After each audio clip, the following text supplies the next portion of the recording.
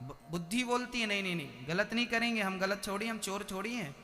यदि आपका मन प्रबल है तो आप उठा लेंगे, यदि आप मन की सुनते हैं तो आप गलत करेंगे, पर बुद्धि जो निर्णय देगी वो सही निर्णय देगी। बुद्धि कहेगी नहीं उठाएंगे तो आप चले जाएंगे, नहीं उठाएंगे आप, क्योंकि मन को सही दिखाने, रास्ता दिखाने वाली कौन होती है?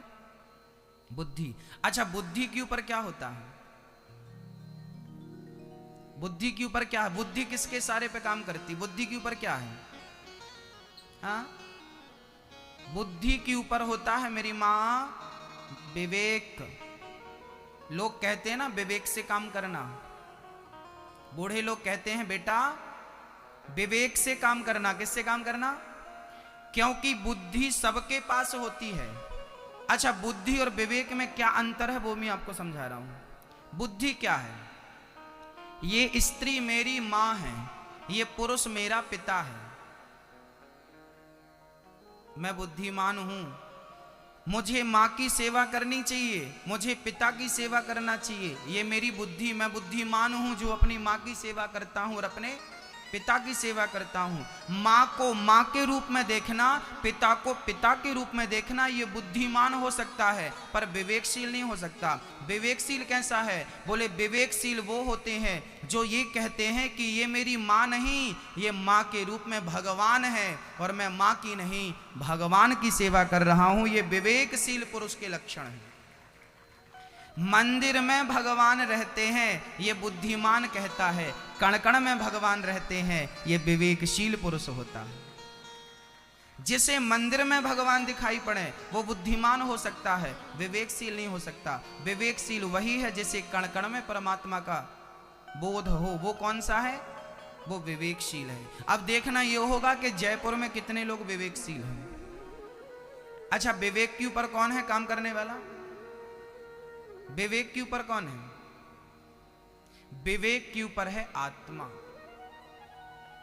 जो पावर है, जो सबको चार्ज करती है।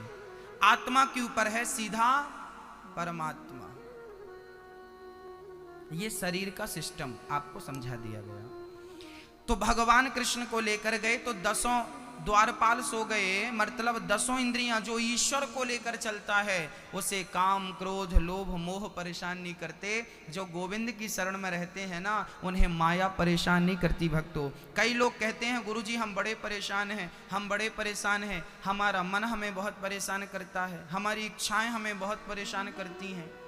एक बात बता दूं, एक मछुआरा था, आज उसका मन हुआ चलो मछली पकड़ते हैं। गया, जाल लेकर गया, उसने तालाब में पानी कमर तक था वहां तक तो गया, अब कमर तक पानी में खड़ा हुआ और उसने जाल उठाया और यूं, जाल फेंकने वाला कैसे जाल फेंकता है वो आपने कभी देखा हो, नहीं तो देखिए, वो जाल ऐसे पकड़ता और ऐसे ये दूर, ऐसे दूर फेंकता है। तो जो दूर जाल गया तो जो मछली मछुआरे से दूर होती है वो तो उस जाल में फंस जाती है, पर एक मछली बड़ी चतुर थी, उसने 25 बार जाल डाला पर एक भी बार नहीं फंसी, क्योंकि वो मछली मछुआरे के चरणों के आसपास घूमती रही। क्योंकि जाल डालेगा तो दूर डालेगा और चरणों में तो जाल डालेगा नहीं। तो जो मछली दूर थी वो तो फंस गई, पर जो चरणों में रही वो नहीं फंसी। इसका तात्पर्य यह है मेरी माँ कि जो भगवान से दूरियां बना के रखते हैं वो माया के जाल में फंस जाते हैं, पर जो भगवान के चरणों में रहते हैं वो माया के जाल में कभी नहीं फंसते। यदि माया के जाल से बचना हो तो गोविंद की शरण ग्रहण कर लीजिएगा। कह दीजिएगा कि प्रभु मैं आपका और आप मेरे। भगवान की शरण ग्रहण कर लीजिए, कह दीजिए कि मैं आपका हूं प्रभु, मेरे तो गिरधर गोपाल दूसरो ना कोई। हाँ, बस मेरी माँ इस प्रकार भाव बनाइएगा कि प्रभु मैं आपका हूं। भगवान कृष्ण को लेकर चले, रिमझिम रिमझिम रिमझिम बारिश होने लगी, अर्थात जो भगवान को लेकर चलेगा उसके जीवन में कृपा की बरसात तो होनी ही है। ये पानी नहीं, ये कृपा बरस रही है। आगे चले तो यमुना का जल स्तर बढ़ने लगा। यमुना भक्ति का प्रतीक है, जो भगवान को लेकर चलता है उसके जीवन में भक्ति वैसे ही बढ़ती है जैसे यमुना का जल स्तर बढ़ने लगा। आगे चले तो कृष्ण कहाँ ले जाके रखता है आपको? वसुदेव जी जब गोकुल पहुंचे तो वहां पर यशोदा ने कन्या को जन्म दे रखा था। उस कन्या का नाम था योग माया। वो भगवान की क्या थी? माया थी, ईश्वर की माया। अच्छा, वसुदेव जी कृष्ण को लेकर कहां पहुंच गए? माया के पास पहुंच गए। समझ रही हो मेरी मां? समझ में आए तो सिर ऐसे ऐसे हिलाना, समझ में नहीं आए तो ऐसे ऐसे कर देना, हम रिवीजन करा देंगे। पर ध्यान से समझना, हमारा समझाना तब सार्थक है जब आपकी समझ में आए। नहीं समझ में आए तो हम बहुत समझा दें तो भी कोई अर्थ नहीं।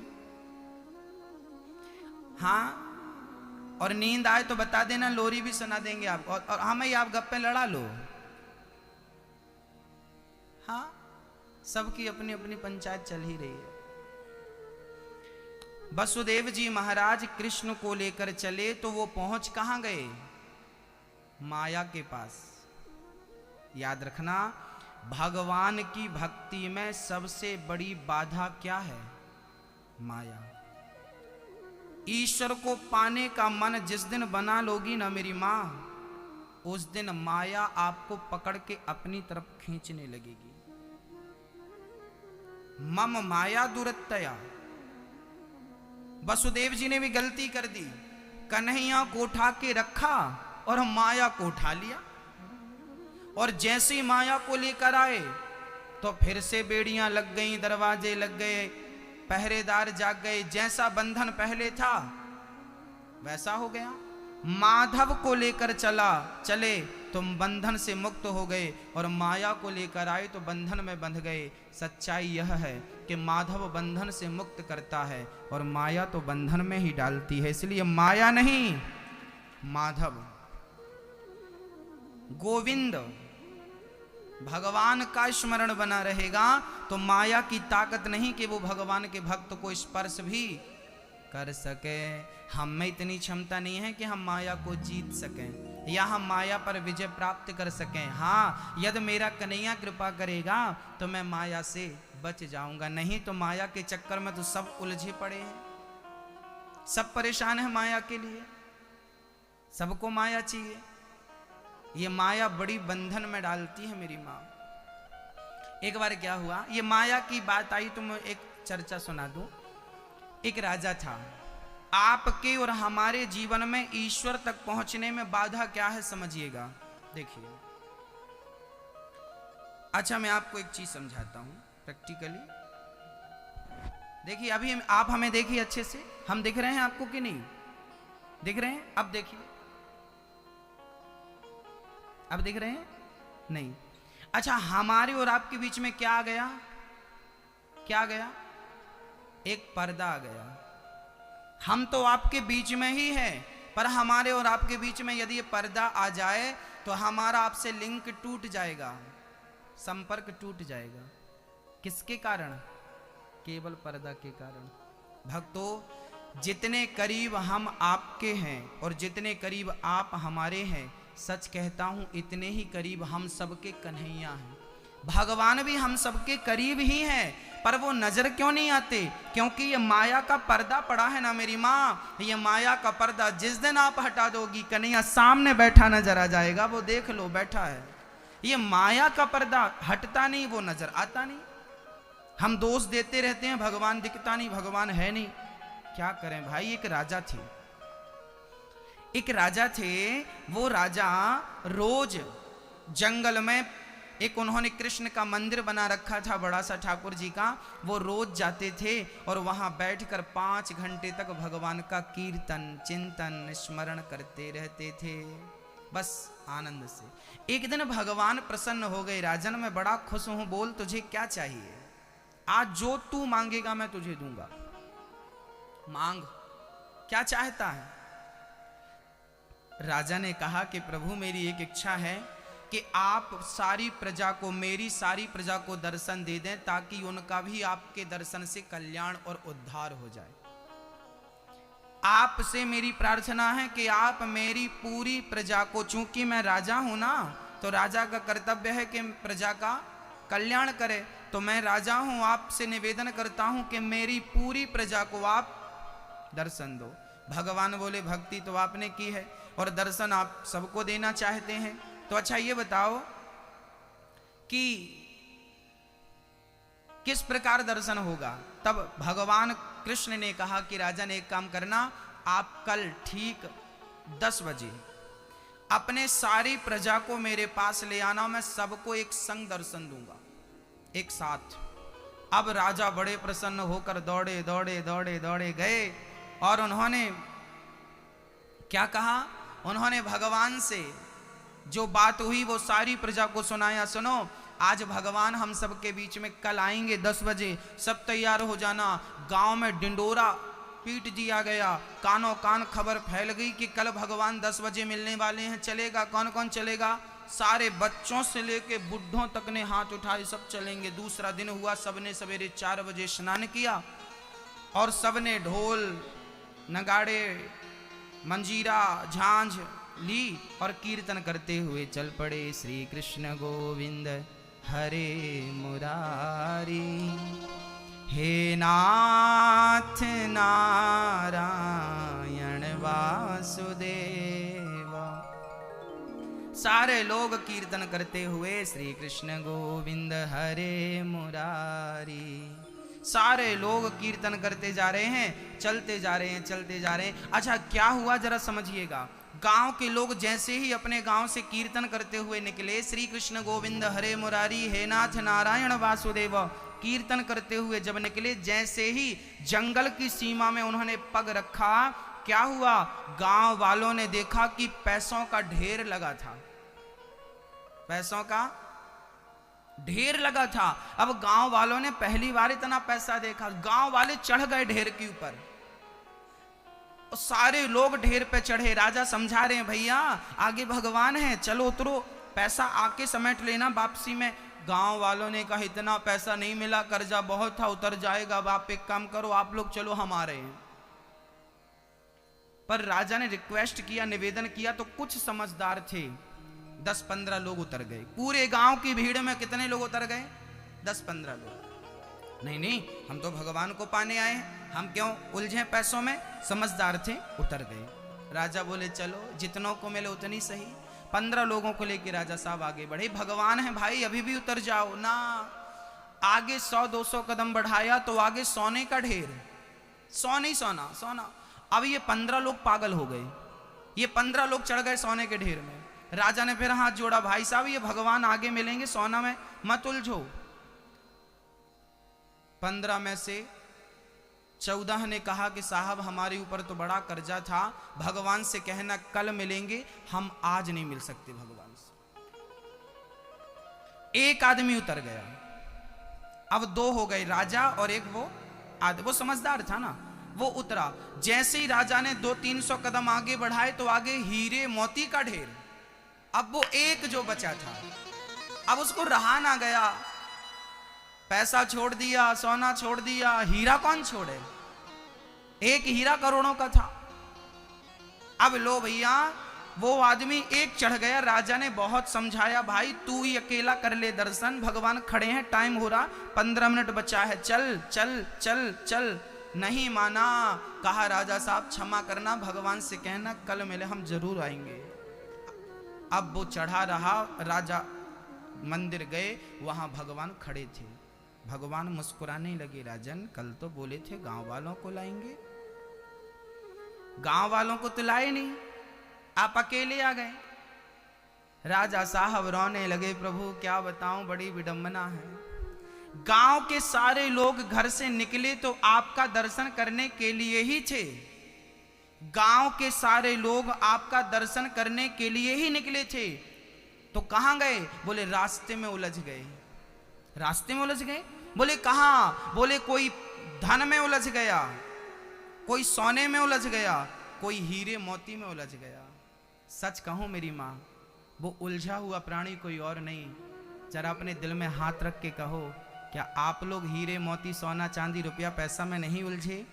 यदि इस सोने चांदी हीरे मोती को जिस दिन त्याग कर गोविंद के लिए आगे बढ़ोगे ना, वो तो खड़ा ही है दर्शन देने के लिए। आ जाओ, मैं खड़ा हूं दर्शन देने के लिए। हम हैं जो उतरते ही नहीं, हम हैं जिनसे मोह ममता त्यागी नहीं जाती, वो तो खड़ा है दर्शन देने के लिए। आ मेरी शरण में। मीराबाई ने अपने सोना चांदी हीरा मोती से मन को हटाया, तब उसे जाकर गिरधर गोपाल मिले। मन लगाई रहती तो आज बताइए मीरा को कौन जानता, मीरा नाम हम सबके बीच में होता क्या? भक्तों, राजा ने एक प्रश्न किया। राजा ने कहा, प्रभु मुझे एक बात समझ में नहीं आई। बोले क्या? बोले जब मैं रोज आता था ना तो मुझे हीरा मोती के ढेर नजर नहीं आते थे, सोना चांदी के ढेर नजर नहीं आते थे, और आज गांव वाले आए तो सबको सोना चांदी हीरा मोती का ढेर नजर आया। तब भगवान ने कहा, राजन तेरा मन मुझ में लगा है, तुझे हीरा मोती की जरूरत नहीं है। तुझे हीरा मोती मिला तो सारे लोग चढ़ गए ढेर पे, पर तू नहीं चढ़ा। जो हीरा मोती को छोड़कर और मेरी तरफ भागता है उसे मैं निश्चित मिलता हूं, और जो मुझे छोड़कर हीरे मोती की तरफ भागता है, राजन जब वो गांव वाले मुझे पाने के लिए चले तो जो मुझे पाने के लिए चलता है उन्हें रास्ते में सोना चांदी हीरा मोती मिलता है। ये हीरा मोती सोना चांदी उनके पांव की बेड़ियां हैं जो उन्हें मुझ तक पहुंचने से रोकता है। निकले सारे थे मुझ तक पहुंचने के लिए, पर पांव में बेड़ियां किसकी पड़ गईं? रुपयों की, सोने की, हीरे की। इन बेड़ियों ने उनको, तो आप यदि कह रहे हैं कि हम बहुत धनी हैं, बहुत पैसे वाले हैं, तो याद रखना यही पैसा बेड़ी भी बन जाता है, जो ईश्वर की प्राप्ति में बाधा है। इसलिए धन हो तो धन को धर्म से जोड़ते रहना, सत्कर्म करते रहना, तब बढ़िया रहेगा। राजा चरणों में गिर पड़े। इस कथा से आपने क्या सीखा, हमें ये बताइए। ये कथा हमें क्या सिखाती है कि माया ही भगवान तक पहुंचने में सबसे बड़ी बाधा है। जिनका मन माया में लगा है उनका मन माधव तक नहीं पहुंच सकता, और जिनका मन माया से हट गया उनका मन सीधा गोविंद के चरणों में चला जाएगा। माया माया सब कहें, माधव कहे न कोय, और एक बार माधव कहे सो माया चेरी होए। याद रखना भक्तों, जब भगवान को तुम पा लोगे ना तो माया फिर बड़ी बात नहीं है, माया तो मिलेगी ही मिलेगी। माया को पाना बड़ी बात नहीं है। आज सारे ब्रज में उत्सव चालू हो गया। हाँ, सारे ब्रजवासी लाला के जन्म की बधाई देवे लगे। हाँ, सारे लोग बधाई दे रहे हैं। शंकर जी भी बधाई देने के लिए आ गए। भगवान कृष्ण के हाथों में जो बंसी है ना, वो बंसी शंकर जी ने दी थी, और शंकर जी ही बांसुरी बनकर भगवान के हाथों में चले गए।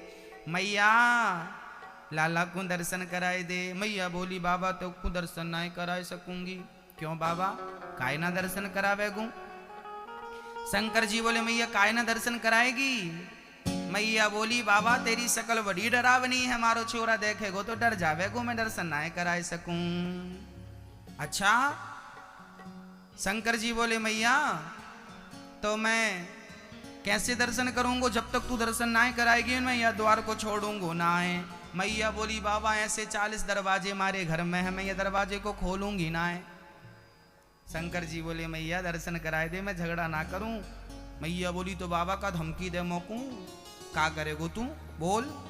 शंकर जी बोले, राम राम। अच्छा, मैया भी कोई ऐरे गहरे नच्छो खैरे की मैया थोड़ी है, जगत के पालनहार की मैया है, तो आज उसकी बातें तो शंकर जी को भी सुननी पड़ेंगी। कोई ऐरे गहरे की मैया थोड़ी है वो, जगत के पालनहार की मैया है वो। अब शंकर जी बोले, मैया दर्शन कराए। जब मैया बोली, बाबा चुपचाप बैठो रहा, चले जा अपने घर में, दर्शन ना कराए सकूंगी। थारी शकल गले में इतने बड़े बड़े सांप तेने लटका रखे हैं, तेरी शकल छोरा देखा को डर जावेगो। मैया अब मैया दर्शन ना कराई, दरवाजो याने बंद कर लियो। तब कन्हैया से भगवान ने कहा, प्रभु मोको दर्शन कराओ। तब भगवान रोने लगे।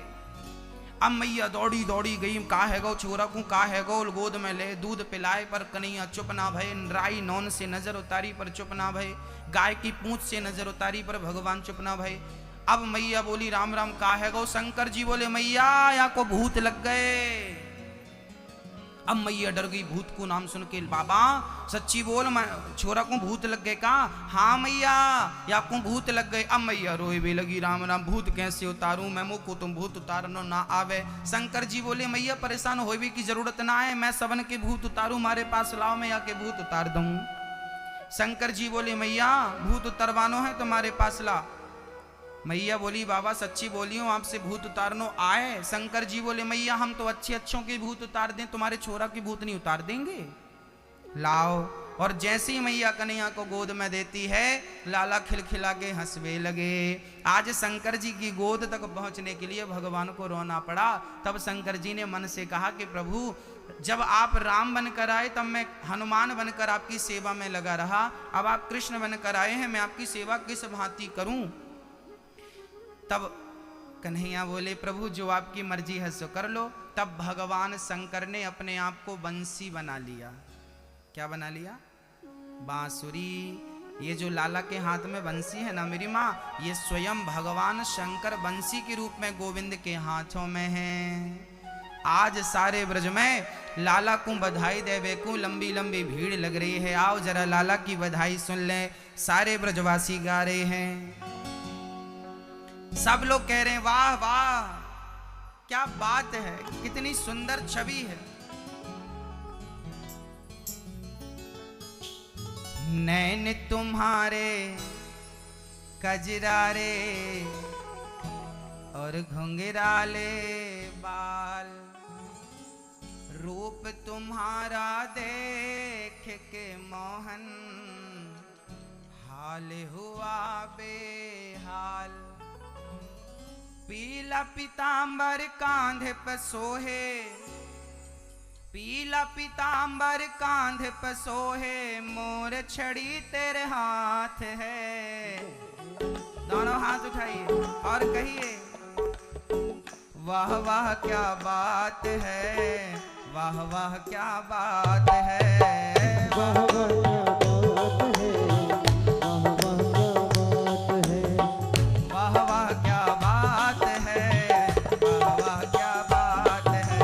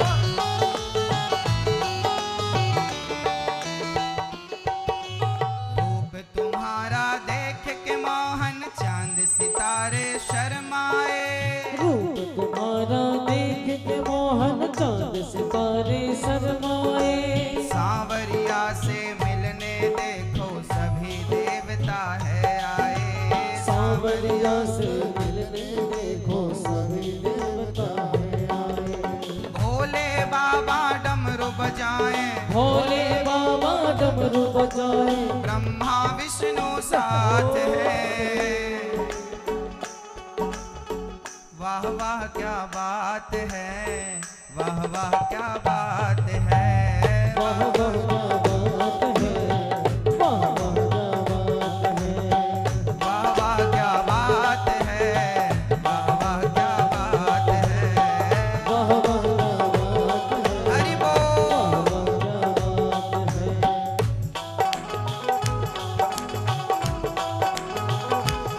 जय हो।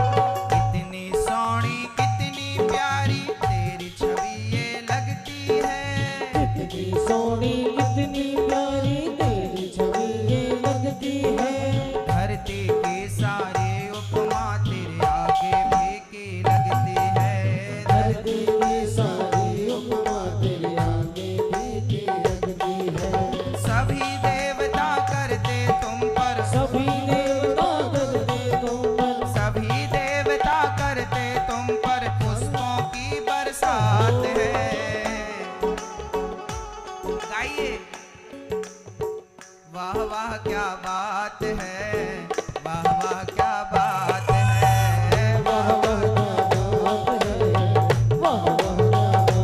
हाजी, वाह वाह क्या बात है।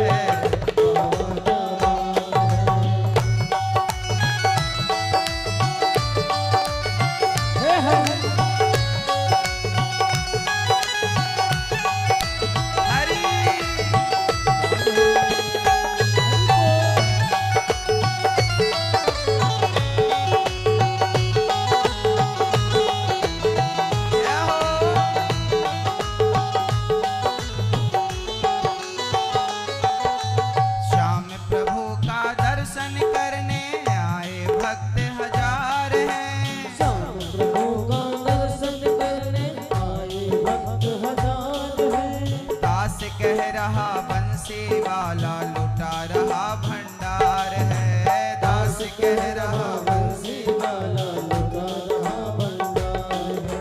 जितना चाहो उतना लूटो, जितना चाहो उतना लूटो, जितना चाहो उतना लूटो, भागवत की ये बात है।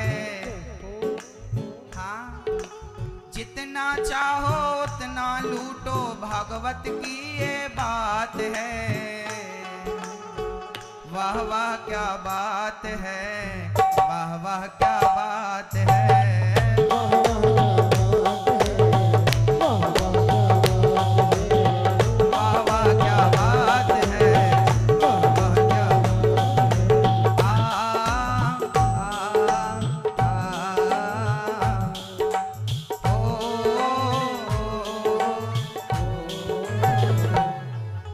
सच्चा है दरबार जहाँ बैठे लखदातार, जहाँ हो रही जय जयकार। श्याम तुम कितने सुंदर हो, तुम कितने सुंदर हो।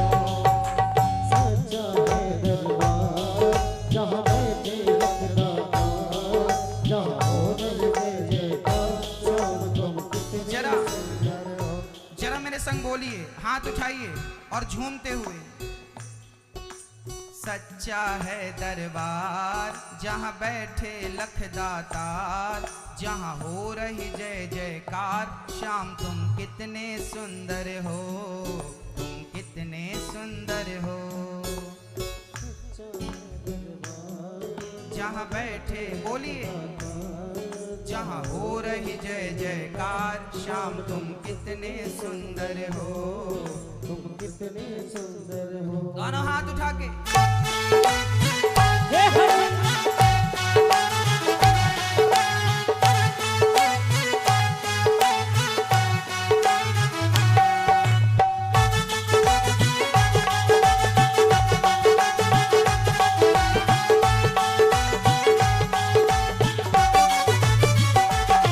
तेरे दर पे जो भी आता वो खाली हाथ न जाता, दर पे जो भी आता वो खाली हाथ न जाता।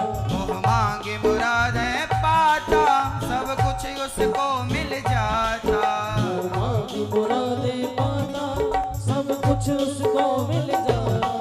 भरता है झोली सबकी, भरता है झोली सबकी, भरता है झोली सबकी, जो मांगे बस एक बार। सच्चा है दरबार जहाँ बैठे लखदातार, जहाँ हो रही जय जयकार। श्याम तुम कितने सुंदर हो, तुम कितने सुंदर हो।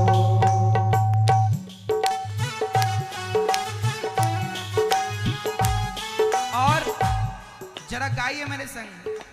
नाम तुम्हारा पालनहारा, नाम तुम्हारा पालनहारा, जाने कब दर्शन होगा। जिसकी रचना इतनी सुंदर वो कितना सुंदर होगा। जिसकी रचना इतनी सुंदर हो, कितना सुंदर होगा। वो जिसकी रचना इतनी सुंदर वो कितना सुंदर होगा। जिसकी रचना इतनी सुंदर हो, कितना सुंदर होगा। वाह वाह क्या बात है, वाह वाह क्या बात है, वाह वाह क्या बात है,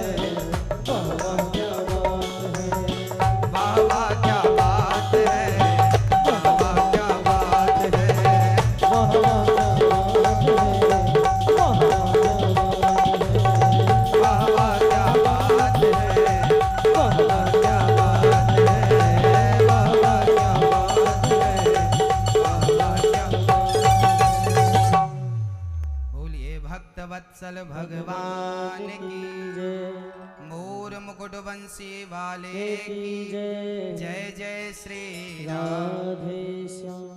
हमारे बीच में आज के अतिथि के रूप में भैया श्री प्रताप सिंह सिंघवी जी, पूर्व UDH मंत्री, वर्तमान में छबड़ा 12 से आप विधायक हैं।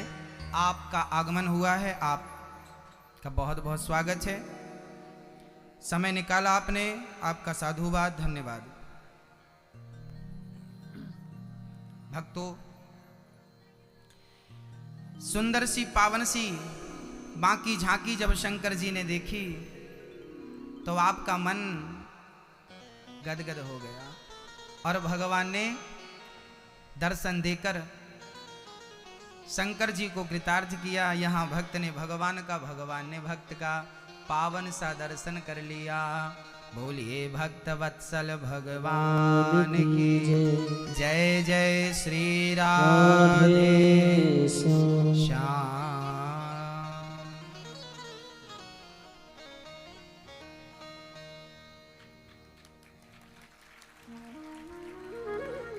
भक्तों,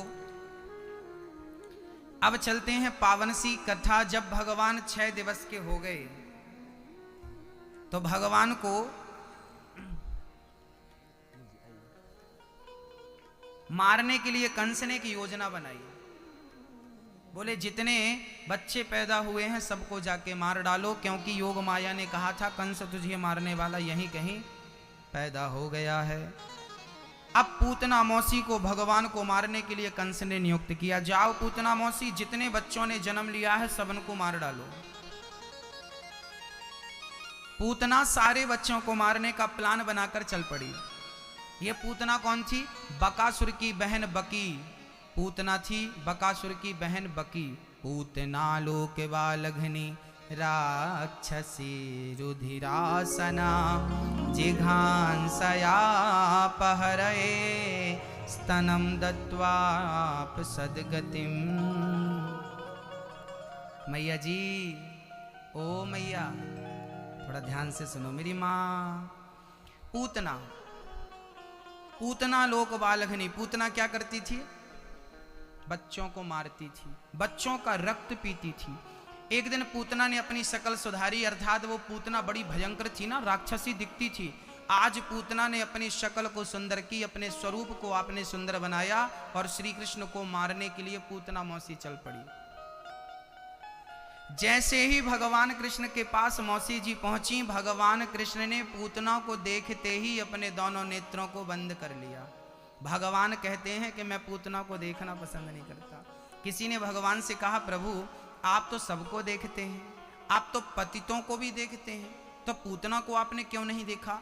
तब भगवान ने कहा कि पूतना को हमने इसलिए नहीं देखा क्योंकि पूतना का तन तो सुंदर था, सज धज के आई थी ना, राक्षसी थी, बड़े बड़े दांत, बड़े बड़े बाल, चिड़िया जैसे, घोंसला जैसे, और बड़ी काली पूतना। आज ऐसी पूतना कृष्ण को मारने आई तो इतनी सुंदर बन के आई थी मानो साक्षात लक्ष्मी जी हो। भगवान कहते हैं कि पूतना मुझे मारने आई है, अपने तन को बदलकर, मन को तो बदला नहीं। भगवान कहते हैं कि जिसका तन सुंदर होता है मन सुंदर नहीं होता, ऐसों को मैं देखना भी पसंद नहीं करता, इसलिए नेत्रों को कर लिया बंद। ईश्वर ने आंख मूंद ली।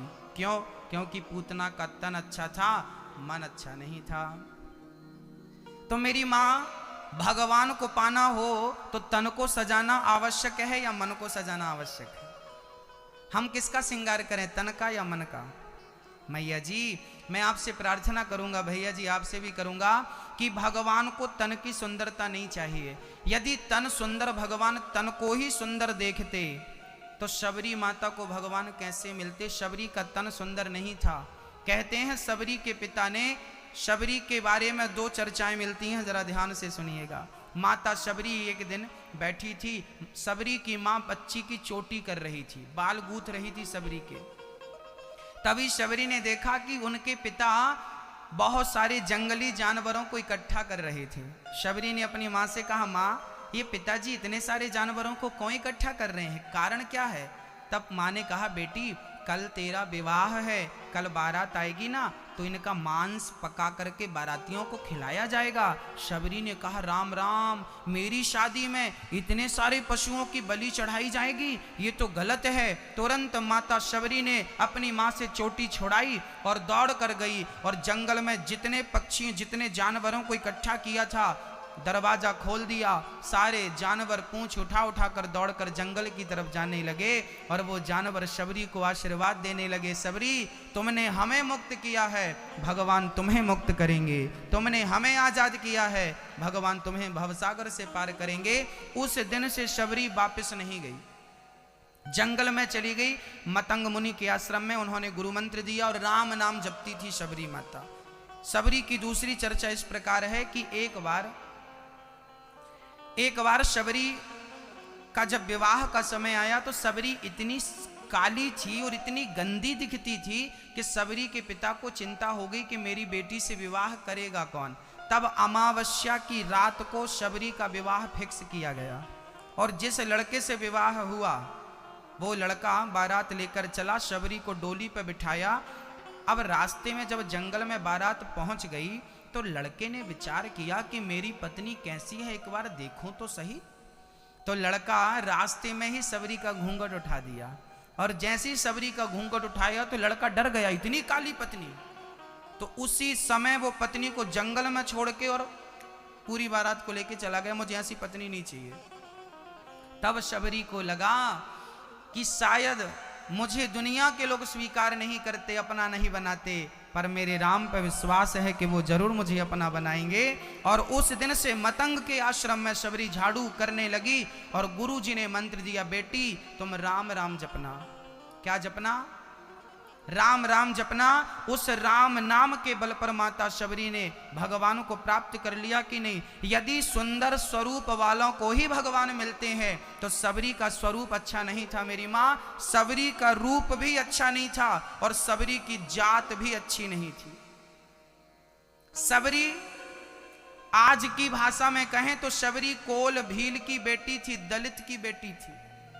जिसके हाथ का आज लोग पानी नहीं पीते, उनके हाथों के जूठे बेर भगवान ने ग्रहण कर लिए। भक्तों, भगवान को ना स्वरूप को देखना है, ना जाति कोई बाधा है, ना धर्म कोई बाधा है। भगवान ना रूप के शौकीन है, ना रंग के शौकीन है, ना जाति धन दौलत के शौकीन है। भगवान तो भक्त के भाव के और प्रेम के शौकीन है। यदि प्रेम है तो भगवान मिलकर ही रहेंगे। राम ही केवल प्रेम प्यारा, जान ले ये जो जाननी हारा। यहां मैं आपको एक बात और समझाऊंगा। भक्तों, हमारे भारत में एक रोग लगा हुआ है। कौन सा रोग? ध्यान दीजिए मेरी मां, उड़न खटोला पे ध्यान ना दीजिए, कथा पे ध्यान दीजिए। एक बार क्या हुआ, हमारे भारत में एक रोग लगा है। कौन सा रोग? बोले जात पात का रोग। आज हमारे भारत में ना हम लोग आपस में ही लड़ते हैं। ब्राह्मण, क्षत्रिय, वैश्य और शूद्र, ये चार लोग हैं हमारे भारत में। ये चारों आपस में ही लड़ते रहते हैं। याद रखना मेरी माँ, जात पात को आज हमारे भारत में ना कि जात पात बहुत मायने रख रही है। तुम ऊंची जात के हो, तुम नीची जात के हो, तुम्हारे हाथ का पानी नहीं पिएंगे, तुम्हारे हाथ का ये। देखिए, जात पात की दीवार को भगवान राम ने भी तोड़ना चाहा है। माता शबरी के घर जाने का केवल यही, राम कोई चुनाव तो जीतना नहीं चाहते थे, क्योंकि नेता लोग चुनाव के टाइम पे जाते हैं, दलितों के घर भोजन करते हैं। पर राम को कोई चुनाव तो जीतना नहीं था, इलेक्शन तो जीतना नहीं था। फिर भी राम शबरी के घर गए और बेर खाए कि नहीं? केवल इसलिए खाए कि हमारे देश में आगे चलकर ये जात पात की दीवार जो खड़ी हो रही है वो खड़ी ना हो। ऊंच नीच, हमारे भारत में जात तो थी पर छुआछूत नहीं था, ऊंच नीच नहीं थी। जात पात तो व्यवस्था है। ब्राह्मण का काम है वेद पढ़ना, वेद पढ़ाना। क्षत्रिय का काम है तलवार उठाना, रक्षा करना अपने राज्य की, अपने देश की। वैश्य का काम है पैसा कमाओ और सबकी सेवा करो पैसे से, धन से। हाँ, किसी को जरूरत पड़े तो तुम दो। और शूद्र का काम है सेवा करना। ये चार विभाग किए थे। जैसे मंत्रिमंडल में भी अलग अलग मंत्रालय होते हैं ना, ये कृषि मंत्री हैं, ये बाल विकास मंत्री हैं, ये उद्योग मंत्री हैं, ये फलाना मंत्री हैं। ऐसे ही हम भारतवासियों की व्यवस्थाएं भंग ना हो इसलिए 4 व्यवस्थाएं बनाई थी, ब्राह्मण क्षत्रिय वैश्य शूद्र, ये व्यवस्था थी। अच्छा, ब्राह्मण किसकी संतान है बताओ? ब्राह्मण का पिता कौन है? ब्राह्मण का पिता कौन है, नाम बताओ उस पिता का। ब्राह्मण के पिता हैं भगवान नारायण। तो क्षत्रिय के पिता कौन है? क्षत्रिय के पिता भी भगवान नारायण। तो वैश्य का पिता कौन? वैश्य का पिता भी भगवान नारायण। तो शूद्र का पिता कौन? शूद्र के पिता भी भगवान। हम चारों एक ही बाप की संतान हैं, ब्राह्मण, क्षत्रिय और वैश्य और शूद्र। समस्या कहां खड़ी हुई वो समझिएगा। हम चारों एक ही बाप की संतान है, ऐसा हम नहीं कह रहे हैं, वेद कह रहे हैं। ब्राह्मणोस्य मुखमासीद बाहु राजन्यः कृता ऊरु तदस जदवैश्यः पदविहांगुं शूद्रो अजायत, ऐसा वेद मंत्र है ये। ब्राह्मणोस्य मुखमासीद, भगवान नारायण के मुख से ब्राह्मण का जन्म हुआ। कहां से? जोर से बोलो, कहां से? मुख से किसका जन्म हुआ? भगवान की भुजाओं से किसका जन्म हुआ? क्षत्रिय का। भगवान के उदर से, पेट से किसका जन्म हुआ? वैश्य का। और भगवान के चरण से किसका जन्म हुआ? किसका? शूद्र का। तो हम चारों का बाप एक ही हुआ कि नहीं? तुम चारों एक ही बाप के बेटे हो, लड़ते क्यों हो आपस में? तुम कहते हो कि ब्राह्मण श्रेष्ठ है और शूद्र छोटा है। यदि शूद्र छोटा है तो बताओ, तुम्हारे पांव काट दिए जाएं तो क्या चल लोगे? अरे भाई, मुंह ब्राह्मण है, बाहु क्षत्रिय है, पेट वैश्य है, पांव शूद्र है। अर्थ ये है कि आपके पांव ना हो तो क्या आप चल लोगे? आप सुखी रहोगे? चलो, आपके पांव हैं पर आपका पेट ना हो तो पेट के बिना काम बन जाएगा? तो पांव जरूरी है तो पेट भी जरूरी है। अच्छा, पेट भी है, पांव भी है, पर आपके हाथ काट दिए जाए तो काम बनेगा? तो भी काम नहीं बनेगा। तो हाथ भी जरूरी है कि नहीं? अच्छा, पांव भी है, पेट भी है, हाथ भी है। अच्छा, आपका मुंह सिल दिया जाए सुई धागे से, मुंह बोलेंगे नहीं आप, तो मुंह के बिना काम बनेगा? अरे भाई, जितनी जरूरत पांव की है समय पर उतनी ही जरूरत मुख की है, जितनी जरूरत पेट की है समय पर उतनी ही जरूरत हाथ की है। ये 4 व्यवस्थाएं थी, इनको लड़ने मरने के लिए भगवान ने नहीं बनाया था। ये व्यवस्थाएं बनाई थी कि ब्राह्मण वेदों का पाठ करेगा, कराएगा, सही बात कहेगा, सही बात समझाएगा। क्षत्रिय तलवार उठाकर अपने सीमा की रक्षा करेगा, वैश्य पैसों का बंदोबस्त करेगा और शूद्रों को तीनों की सेवा करने का बोल दिया गया। एक बाप के चारों बेटे हैं, चारों के अलग अलग काम सौंप दिए गए। अब हम लोग यहाँ झगड़ा करते हैं, ये बड़ा है, ये छोटा। क्यों भाई, क्यों छोटा बना रहे हो उसको तुम? भगवान ने तो छोटा नहीं बनाया किसी को। भगवान ने तो शबरी को भी गले से लगाया है, निषाद राज को भी गले से लगाया है। तुम कौन होते हो छुआछूत करने वाले? यदि भगवान राम ने छुआछूत नहीं किया, सबरी के झूठे बेर खाए और निषाद राज को यदि गले से लगाया, तो मैं कौन होता हूं जो छुआछूत की भावना रखूं? इसी छुआछूत के कारण हमारे भारत में अंग्रेजों ने 500 साल तक, मुगलों ने और अंग्रेजों ने राज्य किया है, शासन किया। फूट डालो, शासन करो, क्या नारा दिया था उन लोगों ने? बोलो एक बार। फूट डालो, शासन करो। वो खरे उतरते गए, वो हमें लड़ाते गए, हां लड़ाते गए। राजस्थान के इस राजा से उस राजा को लड़ाया, उस राजा से उस राजा को लड़ाया, उस राजा से उस राजा को लड़ाया, लड़ाकर फूट डालते गए, समाज में फूट डालते गए, ब्राह्मण क्षत्रियों में। जब इतने में भी काम नहीं चला तो बांट कर चले ही गए। हम तो जा रहे हैं पर तुम लड़ते रहना। आज भी हमारे भारत में दंगे होते हैं कि नहीं? क्यों होते हैं भाई? क्यों होते हैं? हम में अक्ल नहीं है इसलिए होते हैं, हम में समझ नहीं है इसलिए होते हैं। थोड़ी सी समझ होती तो हम सब एक हैं, झगड़ा ना होता। बहुत गंभीरता से समझिएगा। हमारे भारत में ना हर साल एक त्योहार मनाया जाता है बड़ी धूमधाम से, उसे कहते हैं नवरात्रि। राजस्थान में मनाते कि नहीं? नवरात्रि में किसको बिठालते हैं हम? माता जी को। माता जी के कितने हाथ होते हैं? माता दुर्गा मैया के कितने हाथ होते हैं बताइए? कितने? 7 8 अष्टभुजाधारी। अब यहां जो आदमी भगवान को नहीं मानता वो आदमी प्रश्न करे कि क्यों भाई तुम्हारी कैसी माता है 8 हाथ की? तुमने कभी 8 हाथ की महिला को देखा? जो भगवान को नहीं मानता ना वो भगवान को लेके बहुत सारे प्रश्न करता है। आज मैं हर प्रश्न को उठाऊंगा और उसका समाधान दूंगा कि इसके पीछे कारण क्या है। तुम नहीं जानते हो इसका मतलब ये नहीं कि नहीं जानते हो तो इसका कारण गलत है, हम बताएंगे आज। समझिए, आप केवल समझिएगा। दुर्गा मैया के 8 हाथ हैं। कोई आपसे कहे क्यों भाई तुम्हारी दुर्गा मैया है उनके तो 8 हाथ हैं, किसी महिला के 8 हाथ हो सकते हैं? ये पागल लोग हैं, दुर्गा मैया की पूजा कर रहे हैं। उनको समझाना कि हम पागल नहीं हैं, पागल तू है। केवल दुर्गा मैया के 8 हाथ नहीं होते मेरी माँ। अच्छा ये बताओ बेटा, आपकी माँ है कि नहीं? आपकी बेटी है कि नहीं? पत्नी है कि नहीं? बहन है कि नहीं? अच्छा ये बताओ आपकी मम्मी के कितने हाथ हैं?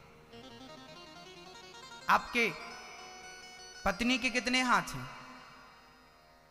जो लोग कह रहे हैं कि मेरी पत्नी के 2 हाथ हैं, जो लोग कह रहे हैं कि मेरी मम्मी के 2 हाथ हैं, सच कहता हूं अभी तक आपने अपनी पत्नी को और अपनी मम्मी को जाना नहीं। आज मैं आपको जनाऊंगा। हर नारी के, हर स्त्री के 2 हाथ नहीं होते, हर स्त्री के 8 हाथ होते हैं। दुर्गा मैया, ये जितनी महिलाएं बैठी हैं सबकी सब दुर्गा हैं। इन सबके 8 हाथ हैं। कैसे हैं? बोले एक नारी ही एक ऐसी है जो एक समय में 8 काम कर सकती है।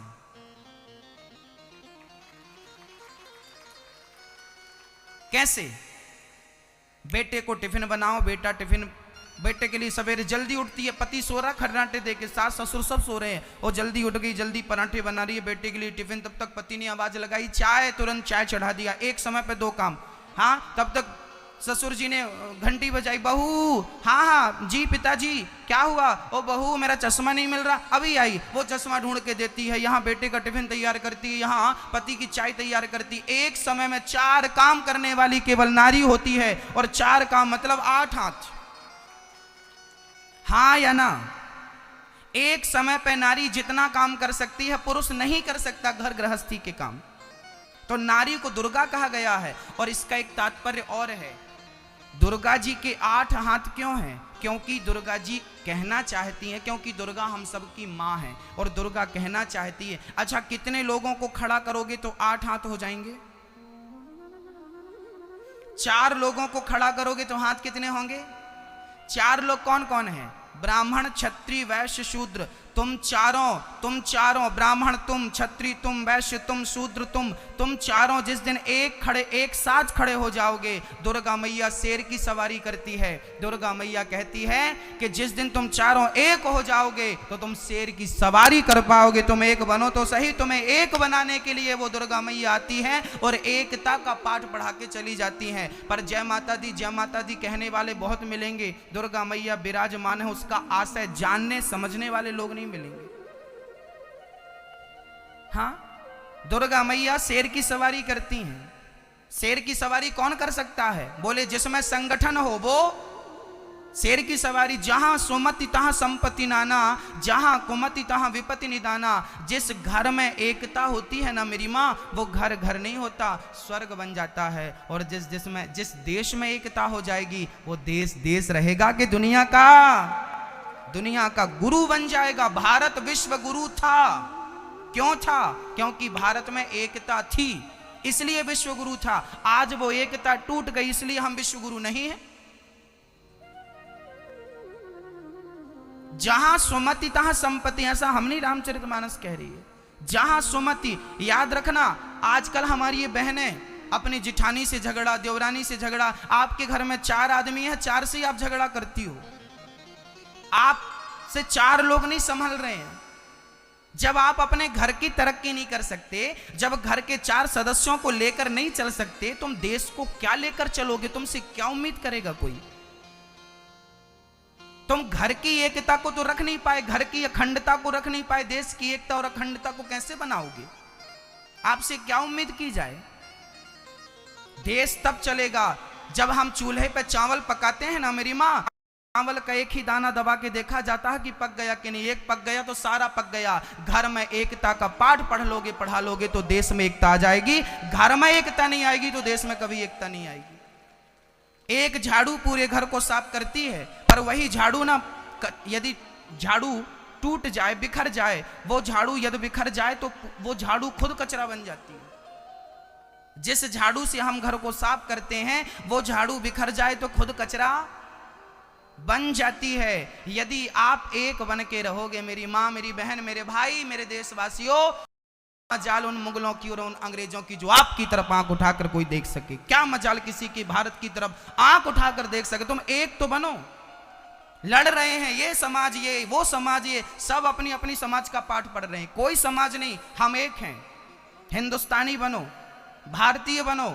भारत रहेगा तो तुम रहोगे, तुम्हारी जात रहेगी, तुम्हारा परिवार रहेगा। और भारत मिट गया, ढूंढे नहीं मिलोगे, आप अपना अस्तित्व मिटा लोगे। आप झगड़ा लड़ाई के कारण पाकिस्तान अलग हो गया। हम एक था, हमारा भारत एक था, पाकिस्तान अलग हो गया, बांग्लादेश अलग हो गया, नेपाल अलग हो गया, तिब्बत अलग हो गया, श्रीलंका अलग हो गया। ये सारे भारत का ही हिस्सा था। बंटता गया, बंटता गया। और ऐसे ही झगड़ा करोगे तो वो दिन दूर नहीं जब राजस्थान एक देश होगा, मध्य प्रदेश एक देश होगा, यूपी एक देश होगा, महाराष्ट्र एक देश होगा, बिहार एक देश होगा। ऐसे ही लड़ते रहे तो भारत के टुकड़े टुकड़े हो जाएंगे। इसलिए अभी निवेदन कर रहा हूं, एकता बनाइए, प्रेम बनाइए, समझदारी से जीवन यापन कीजिए। मेरी समाज, मेरी समाज, मेरी जात मत करिए। मेरा देश कहिए। मेरा भारत माता की, भारत की अखंडता, भारत की एकता की बात करिए। अपनों के बारे में पशु पक्षी भी सोच रहे हैं, देश के बारे में सोचिए, तब आप देश के सच्चे भगत बनेंगे। राष्ट्रभक्ति भी करना आनी चाहिए आपको। पेट भक्ति तो सब कर रहे हैं, राष्ट्रभक्ति, राष्ट्र रहेगा तो सब रहेगा, राष्ट्र नहीं रहेगा कुछ नहीं रहेगा। राष्ट्र प्रथम होना चाहिए। अब कई लोग ना आपसे प्रश्न करेंगे, अच्छा गणेश जी का वाहन क्या है? गणेश जी का वाहन क्या? एक आदमी हमसे बोला, महाराज जी तुम्हारे भगवान कैसे हैं? हमने कहा क्यों? बोले गणेश जी का वजन 70-80 किलो होगा। हमने कहा होगा। बोले चूहे का वजन? बोले 2 किलो। तो बोले 80 किलो का आदमी चूहे के ऊपर बैठेगा, चूहा मर नहीं जाएगा? ये कैसा है? ये कभी कभी कुतर्क आपके भी दिल दिमाग में कोई डाल देता होगा कि गणेश जी 70-80 किलो के आदमी, हट्टे कट्टे लड्डू खाने वाले, और ये चूहा अच्छे से अच्छा खाता पीता चूहा होगा तो ज्यादा से ज्यादा 2 किलो का होगा। तो गणेश जी चूहे के ऊपर बैठेंगे तो चूहा मर नहीं जाएगा? आइए मैं गणेश जी का चूहे के ऊपर बैठने का तात्पर्य, हमारे देवी देवताओं को समझना हो ना तो उसके पीछे आपको शास्त्रों का अध्ययन करना पड़ेगा। गणेश जी चूहे के ऊपर क्यों बैठे हैं समझिएगा। ये विषय आपको पता नहीं किसी ने पहले समझाया कि नहीं, पर हमारी जिम्मेदारी है कि हम अपने भारतीयों को सही ज्ञान दें। आपको देना चाह रहे हैं, धारण कीजिए। कोई आपको प्रश्न करे तो आप फटाक से जवाब दे सकें, इसलिए मेरा कर्तव्य है कि मैं अपने श्रोताओं को ज्ञानी बनाऊं, समझदार बनाऊं। गणेश जी चूहे के ऊपर क्यों बैठे हैं? अच्छा समझते हैं, आध्यात्म सब्जेक्ट समझते हैं। ये आध्यात्म विषय है, ये सबके बस का नहीं है, पर आप समझिए। गणेश जी किसके देवता हैं? बोलो बोलो। गणेश जी बुद्धि के देवता हैं। गणेश जी किसके देवता हैं? हाँ या ना? गणेश जी बुद्धि के देवता हैं। और चूहा क्या है? बोले चूहा तर्क का स्वरूप है। चूहा क्या है? चूहा तर्क है। तर्क का प्रतीक कौन है? तो बुद्धि गणेश जी और तर्क चूहा। तो बुद्धि हमेशा तर्क पे ही सवार होती है, इसलिए गणेश जी चूहे पे सवार है। क्योंकि गणेश जी बुद्धि और तर्क चूहा। बुद्धि किस पे सवार होती है? तर्क पे। अब ये बात आपको समझ में नहीं आई, मैं आप दूसरे तरीके से समझाता हूं। गणेश जी बुद्धि है, और जो चूहा होता है ना वो कभी शांत नहीं बैठता। चूहा कुतर कुतर कुतर कुतर करता रहता, वो कुछ ना कुछ कुतरता रहता। जैसे चूहा कभी शांत नहीं बैठता, कुछ ना कुछ करता ही रहेगा, ऐसे हमारा मन भी चूहे की तरह कभी शांत नहीं बैठता, कुछ करता रहता है। तो बोले चूहा शांत कब होता है? जब गणेश जी बैठ जाते हैं। तो मन शांत कब होगा? बोले जब बुद्धि गणेश जैसी निर्मल होगी तो मन शांत हो जाएगा। मन पर विजय प्राप्त करने का भाव चूहे के ऊपर गणेश जी का बैठना, ये इस अर्थ से वो अर्थ सिद्ध हो गया। गणेश जी का चूहे पे बैठने से कौन सी बात सिद्ध हो गई? कि बुद्धि तर्क पर सवार होती है। और बात भी सही है, बुद्धि किस पे सवार होती है? बोलिए जोर से, आप पढ़े लिखे हैं। बुद्धि किस पे सवार होती है? बुद्धि तर्क पे सवार होती है। और गणेश जी बुद्धि है और चूहा तर्क है। दूसरा भाव, चूहा मन है। तो मन को कंट्रोल करना हो तो बुद्धि कैसी हो? गणेश जैसी हो। तो गणेश जी जब चूहे के ऊपर बैठेंगे, मतलब मन के ऊपर बैठेंगे, तो मन कंट्रोल हो जाएगा। ये तात्पर्य है चूहे का गणेश जी के ऊपर, गणेश जी का चूहे के ऊपर। अच्छा, हम लोग पढ़ते हैं तो मैं देखिए कुछ बातें समझाऊंगा, अब आपको समझना पड़ेगा। मैं केवल एग्जाम्पल दे रहा हूं, केवल इसलिए आप समझ सकें। अब दूसरी बात समझते हैं। मां सरस्वती का वाहन क्या है? हंस। माता सरस्वती हंस पर क्यों बैठी हैं? कौए पर क्यों नहीं बैठी? मोर पर क्यों नहीं बैठी? हंस पर क्यों बैठी? माता सरस्वती किसकी देवी हैं? विद्या की। अब देखिए, बहुत समझिए, सरस्वती विद्या की देवी है, अधिष्ठात्री हैं। और विद्या कहां जाकर बैठी है? हंस के ऊपर। यह हंस का स्वभाव क्या है समझिए। हंस ये वही हंस है जो दूध को पी लेता है। दूध पानी मिक्स करके आप रखो तो एक हंस ही एक ऐसा पक्षी है जो दूध को पी लेता है और पानी को। ये बात मैं गलत बोल रहा हूं क्या? सही है ना? हंस ही एक ऐसा पक्षी है जो दूध पी लेता है, पानी छोड़ देता है। तो मां सरस्वती हंस के ऊपर बैठकर कहना चाहती हैं कि बेटा, विद्या वही अच्छी है जो सार को ग्रहण कर लिया जाए और थोथा को उड़ा दिया जाए, असार को छोड़ दिया जाए, सार को ग्रहण कर लिया जाए। ये माता सरस्वती हंस के ऊपर बैठ के हमें शिक्षा दे रही है। अब आप कहो सरस्वती तो हंस के ऊपर बैठी, हंस बैठी है तो बैठी, उसके पीछे का कारण तो जान भाई। क्या कारण है? हमारी माताएं, हमारे घर में दो चीजें होती हैं मेरी मां। एक होती है आटा चालने की चलनी, क्या होती है? एक होता है सुपड़ा। क्या बोलते हैं आपके राजा? हाँ? छाछड़ा, छाछला। चलिए आप समझ गए ना, सुपड़ा बोलते, सूपा उसको बोलते हैं, सूप। चलिए आप समझ गए। हमारे घर में एक चलनी होती है, एक सुपड़ा होता है, सूपा।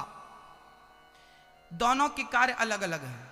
चलनी जो होती है ये अच्छी चीजों को गिरा देती है और बुरी चीजों को बचा लेती है। चलनी, आटा गिर जाता है, उसका कचरा रह जाता है। जबकि सुपड़ा अलग काम करता है। वो क्या करता है कि वो सार को बचा लेता है और थोथा मतलब असार को उड़ा देता है। अब मैं आपसे पूछना चाहता हूं कि आप चलनी हो या सुपड़े हो? आप क्या हो? हमें क्या बनना है? चलनी बनना है या सूपा बनना है? क्या? वही ना, हमें वही बनना है जो सार को गही लहे, थोथा दे उड़ाए। जो सार को ग्रहण कर ले और असार को उड़ा दे, वही विद्या सबसे सफल विद्या मानी जाती है। जो व्यक्ति सार पर नजर रखे और असार पर दृष्टि ही न डाले, बस वही विद्वान होता है। तो सरस्वती हंस पर बैठ के ये समझा रही हैं कि तुम सूपा बनना, तुम चलनी मत बनना। ये तो कौन सी देवी किस पर बैठी, इसके पीछे कारण है। लक्ष्मी जी उल्लू पर क्यों बैठी हैं? लक्ष्मी जी बोली हमें अकेले बुलाओगे तो हम उल्लू पर बैठ के आएंगे, उल्लू बना के चली जाएंगे।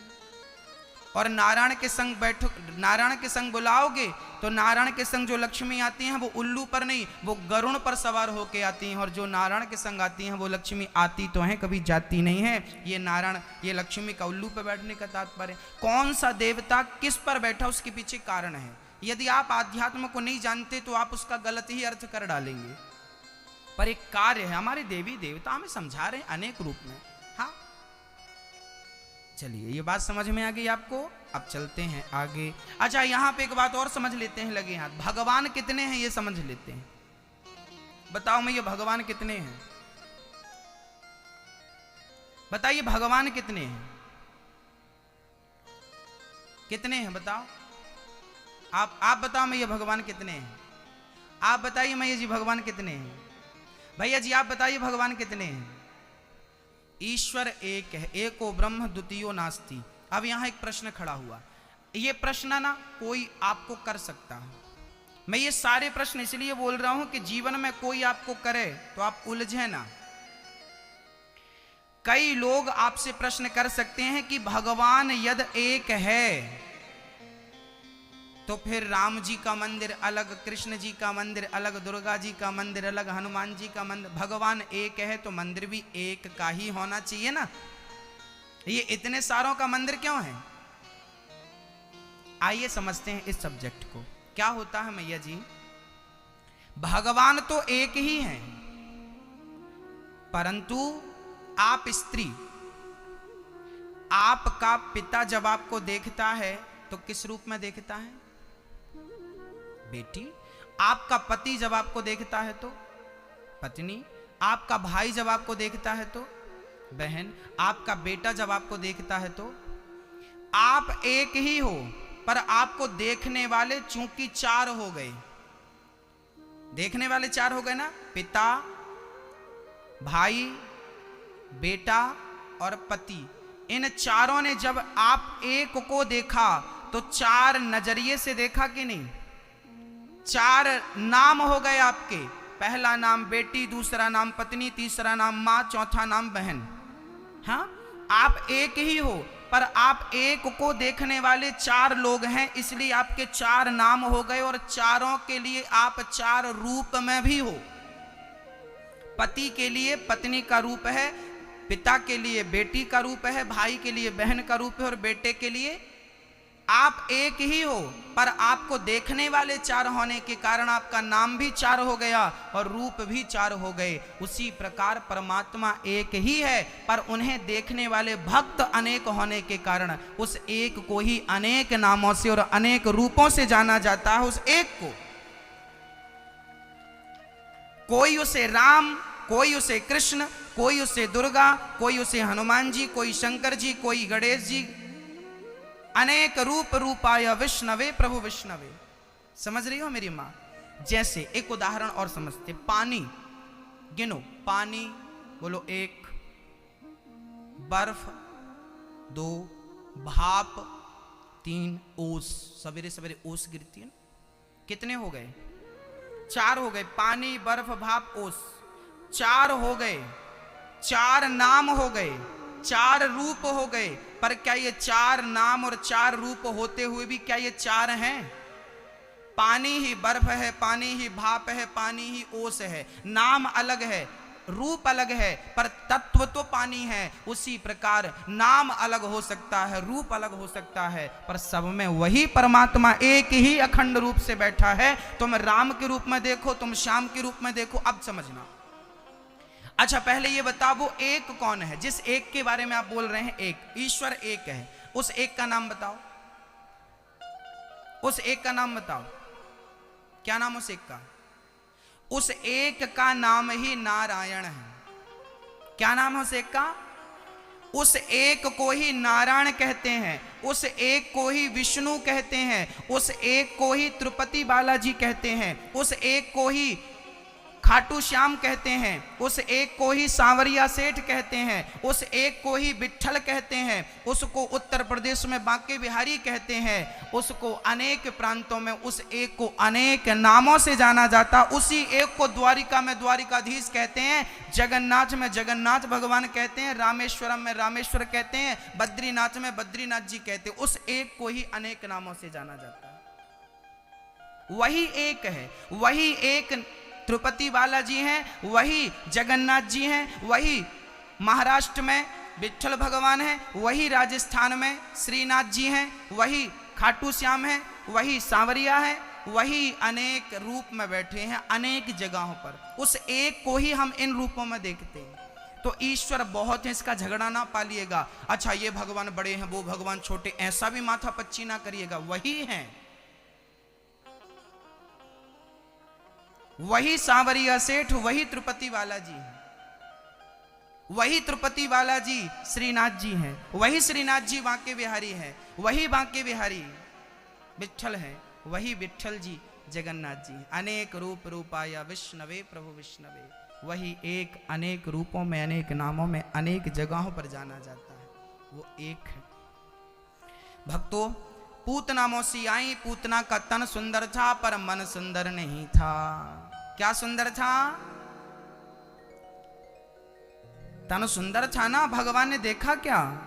भगवान ने तन की सुंदरता देखी नहीं। इसलिए मैं कहता हूं मेरी माँ, आप लोग कढ़ाई को बाहर से ज्यादा धुलती हैं कि भीतर से?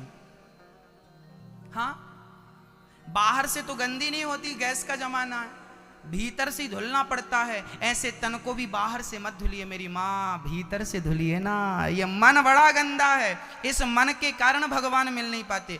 अच्छा, आप लोगों ने कभी गंगा स्नान किया कि नहीं? जिसने एक भी बार गंगा नहाया हो हाथ उठाओ, हमें पता लगेगा। वाह, सबने गंगा नहा लिया, सबको प्रणाम करता हूं।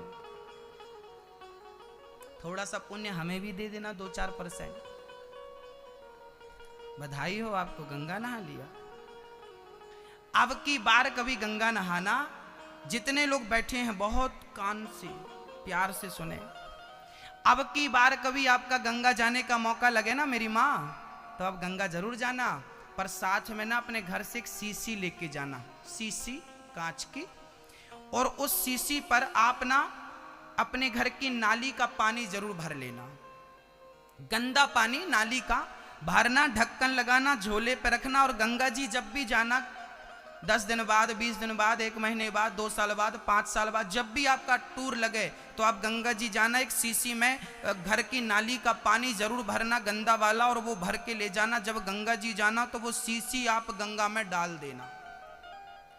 4 दिन 10 दिन तक गंगा में पड़ी रहने देना। जितने दिन आप गंगा जी रुको उतने दिन पड़ी रहने देना। और जब आप वापस आए तो सीसी निकालना, ले आना और सबको ढक्कन खोल के पिलाना, भाई सब गंगा जल पियो।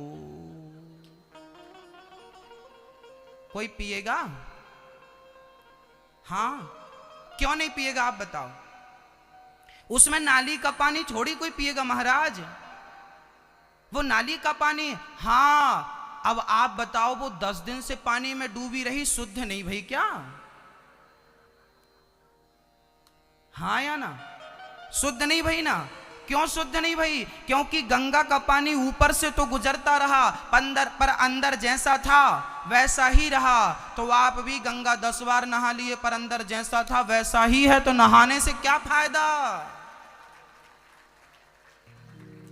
वो सीसी कंटिन्यू 10 दिन तक डूबी रही, क्या वो शुद्ध हो सकी गंगा में? यदि वो सीसी गंगा में डूब कर शुद्ध नहीं हो सकी तो तुम 2 डुबकियां लगा के कैसे शुद्ध हो गए? मेरी मां, इसका अर्थ ये नहीं है कि गंगा नहीं नहाना चाहिए, मुझे बड़ा पाप लगेगा।